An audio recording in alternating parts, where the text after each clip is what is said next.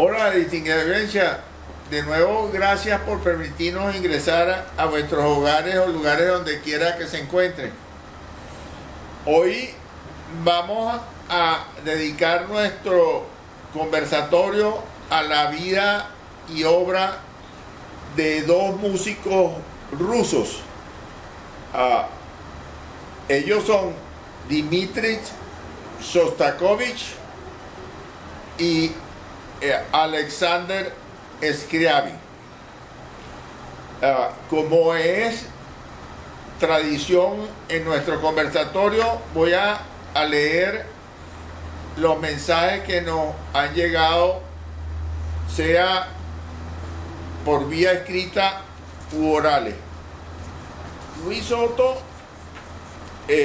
escribe una auténtica poesía con respecto al Ave María de Gounod, y alaba la edición. Gustavo Fernández señala que Vivaldi y Mozart son sus favoritos. La señora María Denise Fagnano de Capriles aporta algo, por cierto, porque ella habla de Vivaldi y dice que leyó que Vivaldi, la música de él era tranquilizante para los niños y que lo aplicaba en el hospital donde él trabajó, y ella lo aplicó en sus hijos y resultaba interesante. Hasta yo no conocía eso, que Vivaldi había aplicado eso. Gracias por el aporte. Su esposo Luis Felipe Capriles telefónicamente envía un mensaje, ponderando pues el legado que está quedando en estos conversatorios. Víctor Araujo destaca el elemento instructivo, sobre todo la parte del himno que se dedica al Vaticano. Mariano, mi hermano Fernández, envía un mensaje acerca de Ravel, que él modestamente dice: mi modesto repertorio, y habla de la pavana de un infante difunta, pero yo creo que Mariano está cerca de ser un polímata, ¿no? Mi hermano Mariano, un polímata. Disfrutemos pues de la vida y obra de Dmitri Shostakovich.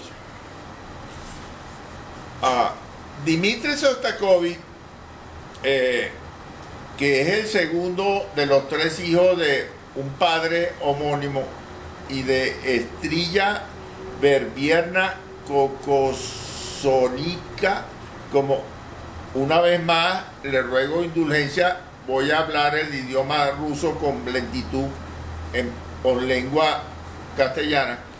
El abuelo fue escudero de Polonia, tiene origen tanto de Siberia como de la actual Bielorrusia.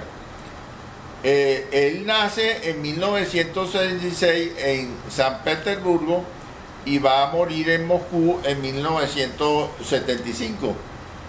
Él va a ser pianista y compositor de los más importantes del siglo XX. Destaca ya en Rusia cuando escribe la primera sinfonía o ópera a la nariz, que combina gran originalidad tanto de la tradición rusa como incorpora ciertas corrientes modernas de la música occidental. Esto va a ser muy importante para su vida posteriormente, ¿no? La costumbre, la música occidental, poco a poco, como estamos en época de la Unión de Repúblicas Socialistas Soviéticas, pues poco a poco va a ser, algo así como condenada como parte del sistema que imperaba entonces, ¿no? La música de Shostakovich a chocar permanentemente entre la música occidental y el problema de la época de querer que solo sea música para el pueblo y para el comunismo, ¿no?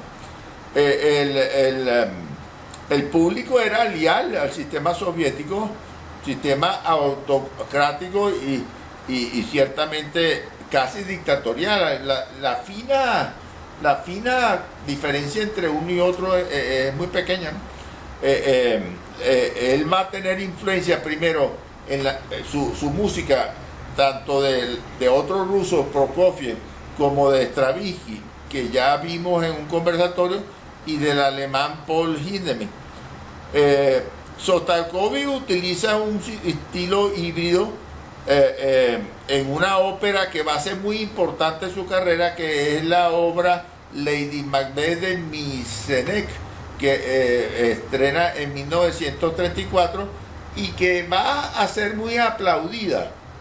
Vamos a ver posteriormente que esa misma ópera va a traerle graves consecuencias, ¿no?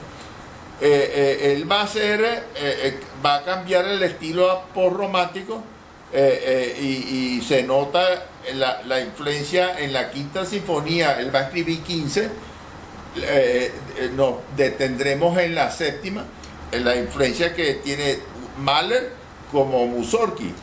La música de Sostakovich va a tener tanto inventiva personal como contrastes de agudo, elementos rítmicos muy destacados, ¿no? y hasta grotescos a veces. Además de sus 15 sinfonías, destacan 6 conciertos y unos 15 obras para música de cámara, así como música para el cine y para ballet. En el momento que él está viviendo, el mundo de la Rusia está sufriendo problemas.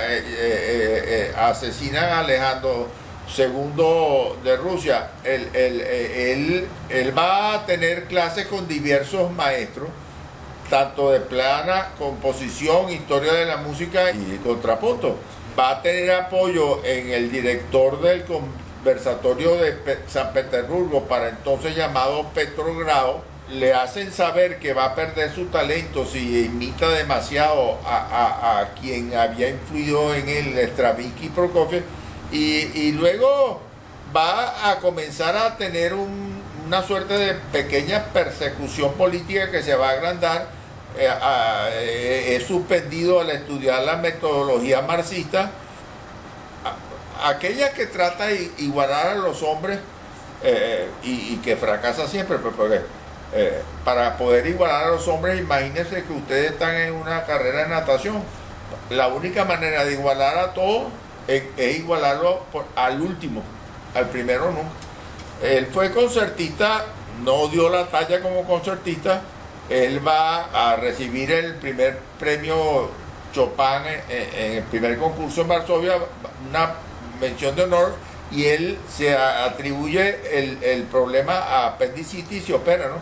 Va a componer una obra fúnebre en honor a unos soldados que pertenecían a un partido distinto al bolchevique. Audiencia, cuando ustedes oigan la palabra bolchevique, que pelearon contra los menevichis, lo que quiere decir bolchevique es mayoría, ¿no? Y el otro partido es minoría. Eso fue un error histórico que en un momento dado, pues Lenin le sacó provecho y tomó en Rusia la mayoría.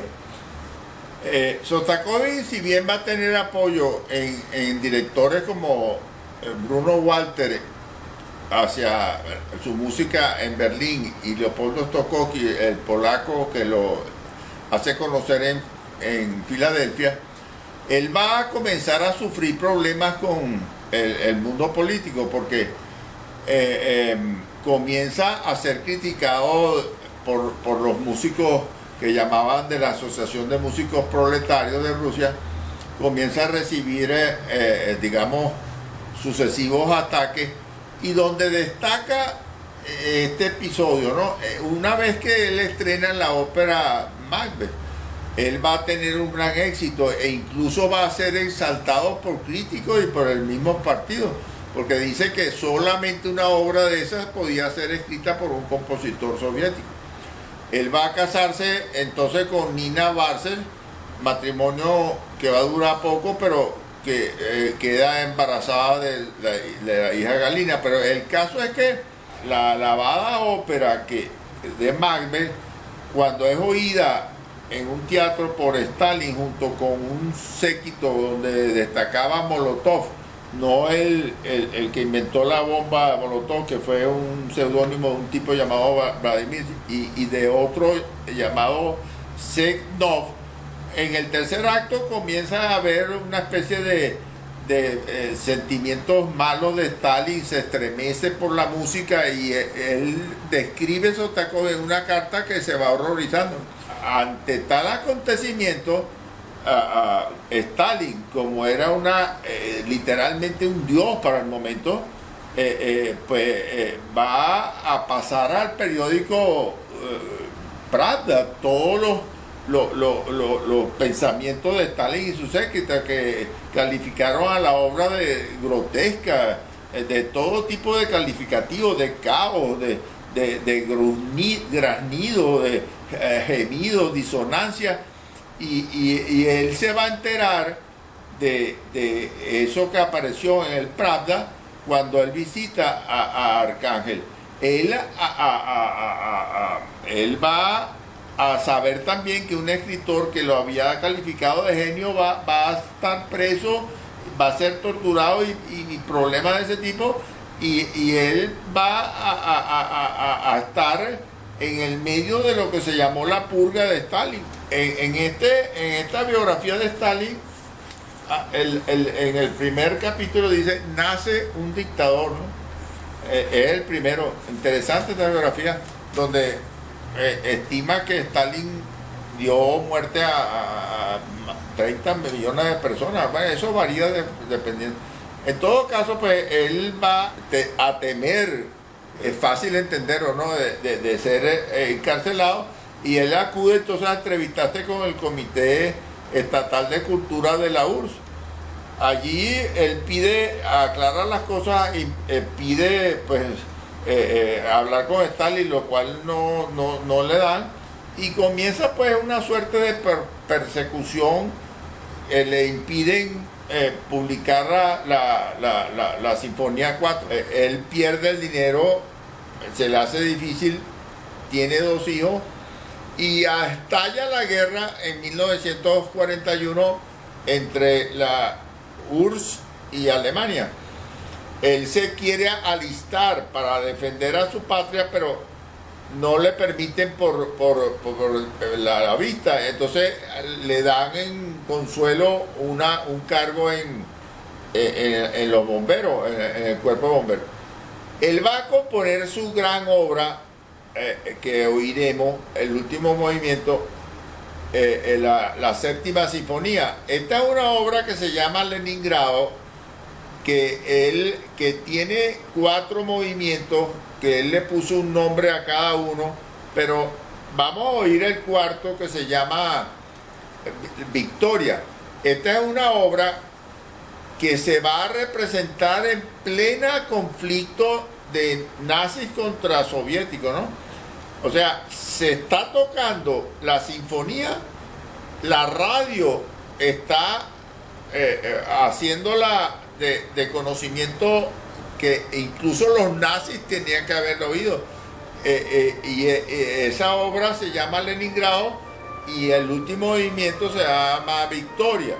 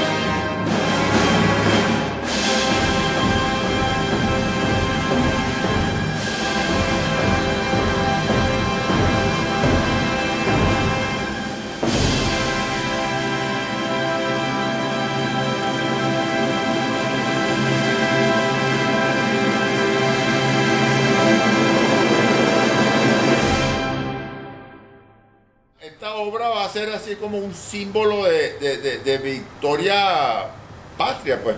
En todo caso, siguen los problemas. La octava sinfonía es sacada de la posibilidad, y él está obligado a componer música para los proletarios, para la masa, ese tipo de cosas. Pero luego le hacen lo que él consideraba una humillación, lo obligan a ir a Nueva York, en la ciudad de Nueva York, a un congreso de ciencia y cultura y paz, donde lo ponen a él a hablar después del congreso en representación de los músicos soviéticos, y cuando él comienza a hablar, pues tiene que ser sustituido por una música para disimular el temblor y los nervios que tenía en ese momento. Sigue adelante, muere Stalin en 1953, y va a aparecer Khrushchev. Khrushchev, por su parte, habiendo sido también un individuo que estuvo metido en los problemas del terror nazi, pues resulta ser que logró vencer a Molotov, el rival, para tener el liderazgo de la Unión Soviética, y en una conferencia pública, ante los abucheos, porque para entonces todavía Stalin era considerado un dios, pues no sabían qué hacer. Ahora, ¿qué hacemos con nosotros sin Stalin? Así pensaba el pueblo soviético. Entonces Khrushchev hace un discurso público donde declara que Stalin había metido preso a miles de personas, los cuales son sacados de las cárceles en masa. Más tarde Khrushchev va a ser el que va a dominar a Hungría. Bueno, ese es otro cuento. En todo caso, pues, él más tarde él va a adherirse al Partido Comunista, va a ser calumniado en los periódicos. Bueno, calumniado no es la palabra, van a escribir artículos que él no escribió, pues va a ser falsificado, sería la palabra. Él se va a casar con la activista Samuel Kainov, matrimonio que va a durar 5 años. Con Khrushchev va a tener mejor relación, pero luego va a ser acusado de compromiso con el régimen. Otros le dicen que fue cobarde. Bueno, hubo presiones políticas o fue libre albedrío. Fue un hombre controvertido en ese momento. Su hijo hace recordar,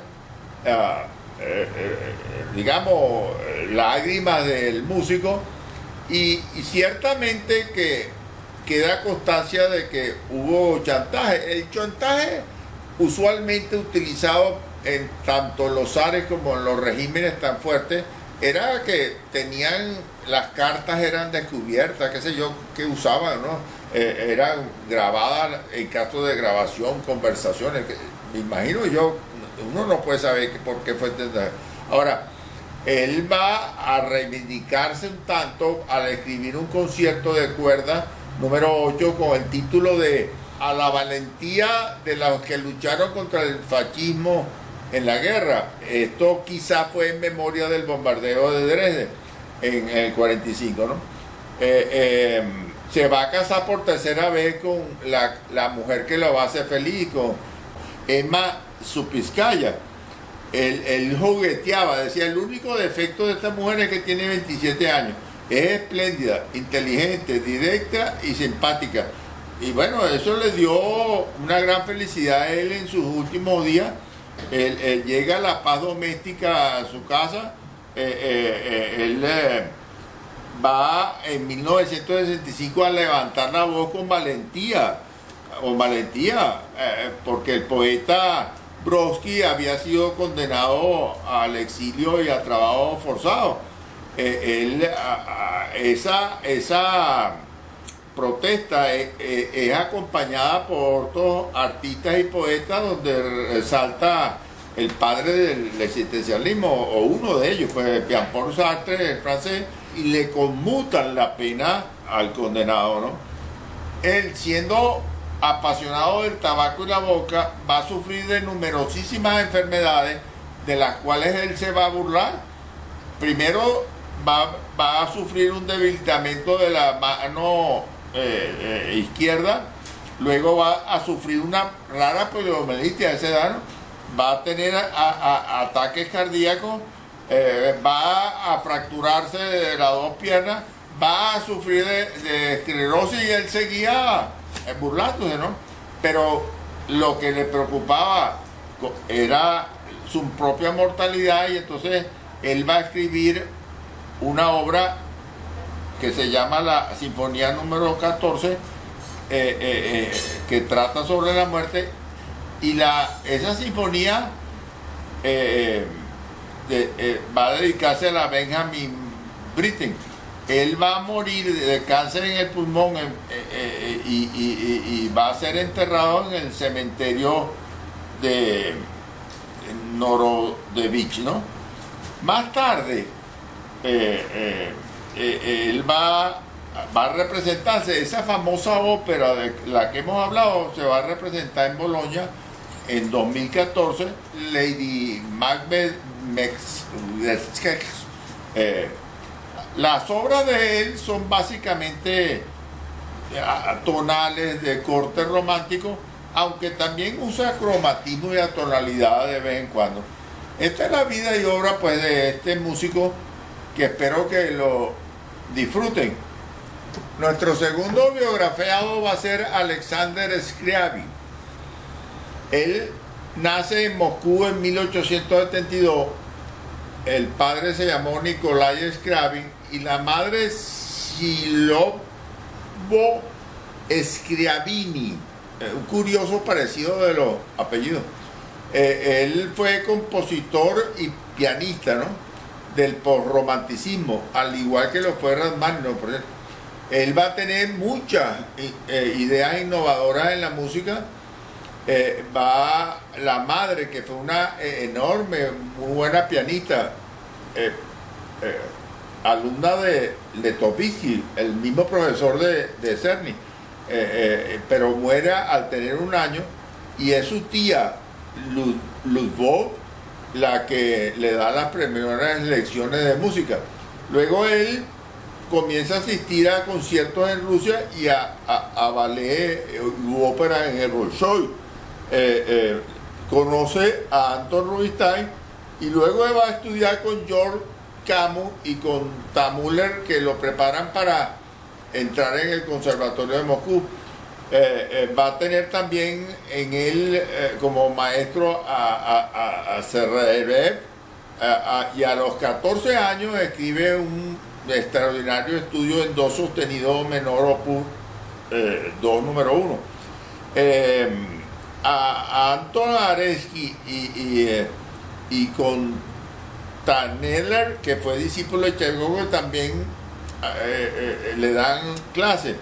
Él sobresale como pianista, teniendo unas manos relativamente pequeñas, porque podía alcanzar una octava con dificultad, y él intentando tocar unas piezas de do, en la que recuerdo de Liszt, pero intentó otra que era más de una octava, tiene una lesión, pues. Va a dar conciertos privados en salas de melómanos, va a viajar por Europa prácticamente entera, va a vivir un tiempo en Roma, a donde compone un allegro sinfónico, va a componer seguidamente un concierto para piano opus 20, y se va a casar con una pianista llamada Vera Isakovich. Va a tener con ella 2 hijas, Rima, que va a morir poco tiempo después, y Elena. Él va a ganar el premio Linka. Recuerden que el Linka, cuando vimos a Tchaikovsky, es el iniciador de la música rusa. Y Balakirev, el líder de los 5 de la Rusia, promueve para que una de las cátedras lleve el nombre de Scriabin, ¿no? Él va a componer la segunda y tercera sinfonía en un lapso de 2 años. Se interesa mucho en la filosofía y en la mitología griega, forma parte de la Sociedad de Filosofía de Moscú, conoce a los Pasternak, Boris Pasternak, Premio Nobel de Literatura en 1958, que rechaza, por cierto, que escribió el doctor Zhivago. Y bueno, él va a escribir incluso una biografía de Boris Pasternak. Va a conocer a Plejánov, que va a ser como el líder del movimiento del materialismo dialéctico, que luego Stalin va a reforzar, ¿no? Pero de ese tema no vamos a hablar. Seguimos adelante. Él va a visitar tanto América, pero luego va a Bruselas. Él se va a interesar en muchas cosas, además de la filosofía, porque va a interesarse en el movimiento teofísico de Elena Bablatov, y que viene siendo algo así como el estudio de la sabiduría humana hasta el infinito y la eternidad. Es una cosa muy compleja. Él va a dar giras de conciertos por Rusia, empezando por San Petersburgo. Va a escribir estudios Opus 65, va a dar con éxito un concierto en Londres, y algunos lo califican como el padre de la música futura, ¿no? Era tremendamente hipocondríaco y sin embargo va a morir de septicemia, de un problema en el labio de infección.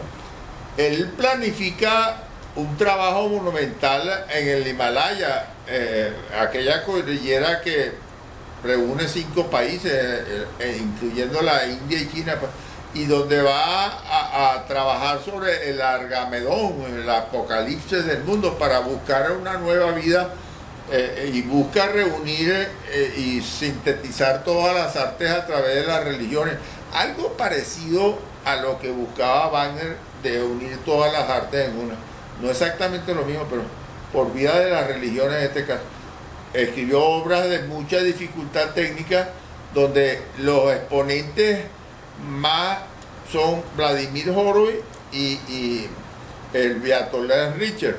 Oiremos uno de los estudios de él tocado por Vladimir Horowitz.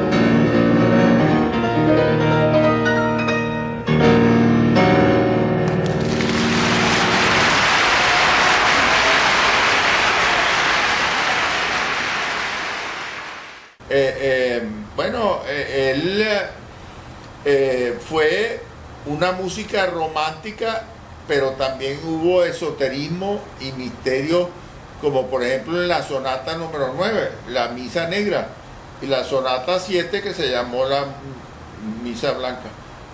Por cierto, una digregación, querida audiencia, yo nunca he entendido por qué le dicen a los negros gente de color, porque el negro es la ausencia de color. En cambio el blanco es todos los colores, entonces deberían decir a los blancos gente de color, no a los negros, pero bueno, así somos, contradictorios. El negro es no color, y los negros son llamados gente de color, deberían ser los blancos gente de color y los negros, pero bueno, se interesa también por la teoría del superhombre de Nietzsche, y tenía una capacidad sinestética que la primera persona que yo lo vi fue al prestigioso neurólogo y suscriptor nuestro, Félix Clemente, que cuando oye una música que le gusta mucho, tiene sentimientos en la piel, y en este caso él tenía propiedad sinestésica, hablamos de Scriabin, cuando tocaba veía colores, ¿no? Lo mismo que pasaba con Rimsky-Korsakov, veía colores. Entonces él hace toda una teoría de los círculos de quinta basada en el libro Optic del sistema de Isaac Newton, ¿no? Murió pues en 1915 y está sus restos reposan en el cementerio de Novodevicka. Bueno, querida audiencia, espero que hayan disfrutado de este conversatorio sobre estos dos músicos, Shostakovich y Scriabin. Suscríbanse gratuitamente, el dedo hacia arriba si les gusta, activen la campana y hagan los comentarios que estimen pertinentes. Y como siempre, Mariela y Molina y mi persona nos despedimos. Mariela hace sus gestos balletescos.